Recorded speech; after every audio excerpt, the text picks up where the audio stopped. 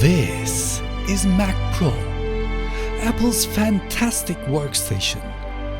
The perfect combination of Hulk and Bruce Banner. I've been using this machine since September 2020, and today I'd like to talk about it. Everything about this product is first class, including the delivery. They say the shipment will arrive at 10 a.m. and boom, it arrives exactly at 10 a.m. As a person whose job includes a lot of unboxing, I have to say unboxing and Mac Pro is quite a unique experience. It is like a little welcome home ceremony, if you will. The design of this reusable box is very clever. Undo the Velcro, take it out of its buckle, push the handle in, and voila. See, as an artist, when I look at these products, I see the perfect harmony between design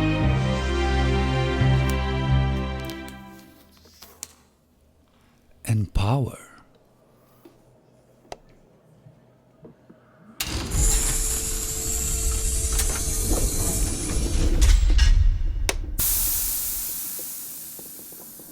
And when I look inside,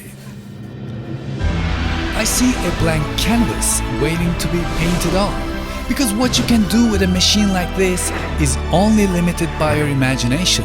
That is probably why, while a lot of artists put this machine to work for creating movies, songs, and art, self-claimed tech reviewers ran a couple of benchmark tests and graded cheese on its front panel. So I guess the question is, which one are you? Are you someone who's loud just to make people look? Or are you someone who utilizes the right tools to create? Because you are a professional. And I can tell you this, while a lot of the tools stand in the way of creativity, this quiet monster paves the way. And no benchmark can measure that.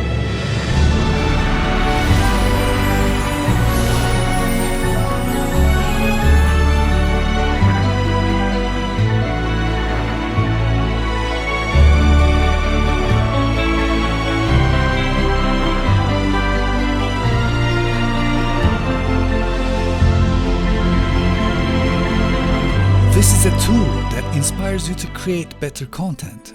And I've been experiencing this myself.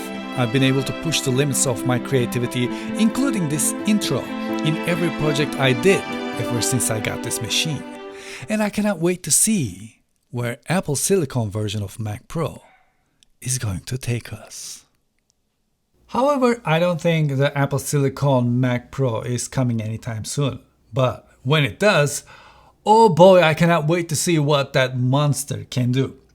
If you want to watch the HDR version of the intro, there's a link in the description box below.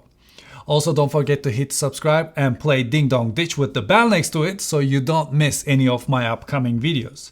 The intro you just watched is shot on Sony a7S III in 4K 120 frames per second HLG mode. The project file size is huge. This project had everything in it: multicam clips, compound clips, sound design, plugins. And one thing I really don't like while I'm working on projects like these is to wait for the computer to catch up with you. Because once you get into that catching up game, you gotta wait for the computer to catch up with you in every step of the way.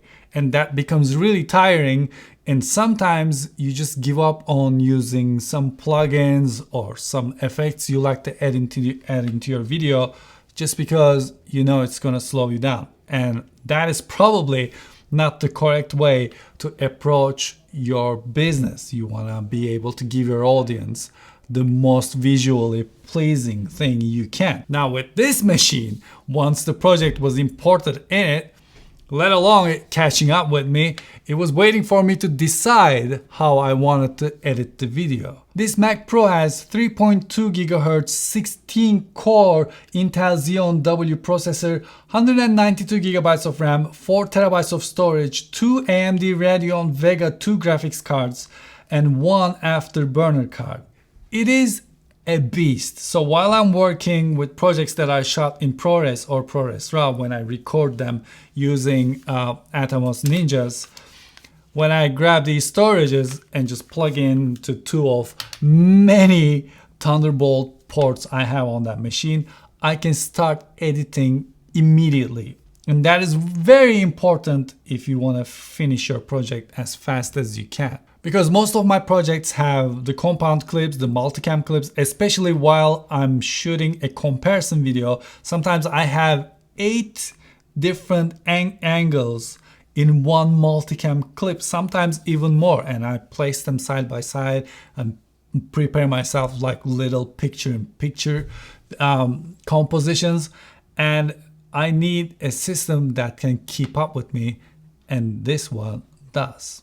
And also one of the reasons why I didn't switch to a Mac Mini with M1 in it is because I also keep, for example, Motion 5 and Final Cut running at the same time. Sometimes I have Lightroom and Photoshop running at the same time. If this is a camera review and I have to edit the photos and pull them into the video, they're all running. I usually and mostly have my browser, my mail and messages running all the time. And if I'm preparing the song for the video, if I'm preparing my own song, Logic is running too. And Mac Pro just doesn't care. You can run all of them at the same time and nothing slows down. And because it's customizable, I can get more RAM or more storage or more of whatever I need and just install onto this machine. And instead of getting a Mac Mini, I want to wait till Apple releases Mac Pro with Apple Silicon in it.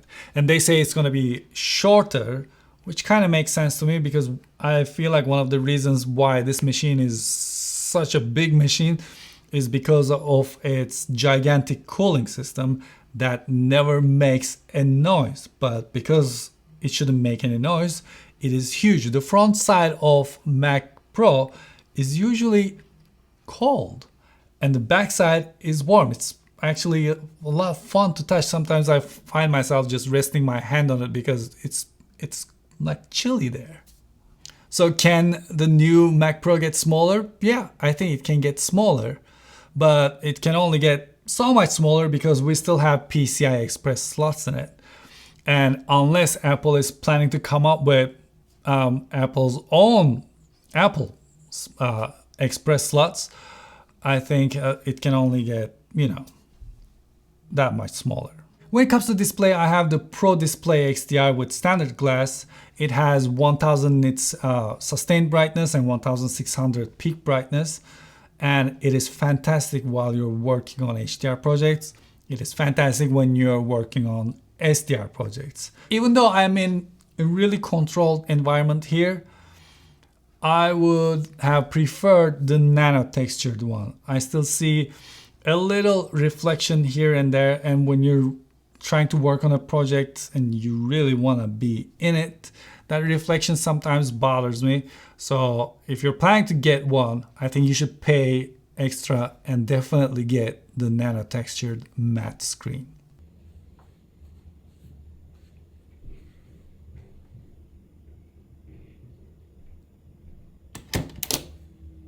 When it comes to Pro Stand, the Pro Stand just works the way it should work. Once you mount your screen on it, it feels like it is floating. You can adjust it any way you want. But if you have a VESA mount, I don't think you need the Pro mount. The keyboard, the trackpad, the mouse is the same. There's nothing different about it. It just has different colors. However, I wish the keyboard had backlit keys because I like to work in the dark and that would be really nice. One thing you may not realize when you're thinking about a system like this is that this system doesn't have a speaker. It has one tiny speaker in the Mac Pro itself, so you need to connect this to your own sound system. And also, it doesn't have a webcam, so you need to connect either a webcam to this or get a capture card and connect your own camera in case you want to use, FaceTime, Zoom calls, conference calls with your machine. As I mentioned before, I've been using this machine since September 2020 every single day for almost every project. and it still amazes me how powerful it is. The effect it has on you, it doesn't fade away. I think that's one thing I'd like to mention about this experience with Mac Pro. The Mac Pro arriving was one event, but every morning when I come and start working on it, I feel, wow, all right, let's go. Let's create something great together.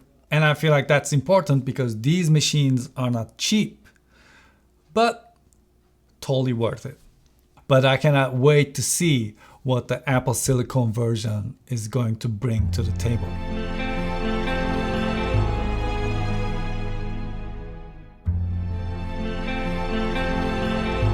Well, thank you very much for watching this episode, and I hope you enjoyed it. What do you think about Mac Pro? Is it something you want to get, or are you going to get something else? It can be a PC or a Mac. What is the computer that you like to use, and what is a computer that you have your eye on? Let me know in the comment section below, and until I see you the next time, take really good care of yourselves, and hoşça kalın! Hi, welcome to behind the scenes of this shot. And as you can see, I took out the components out of Mac Pro carefully.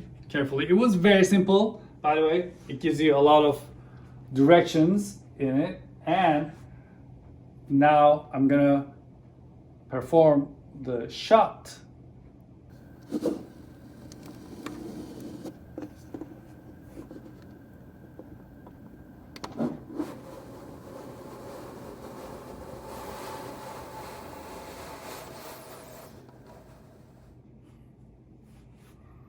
And as you can see,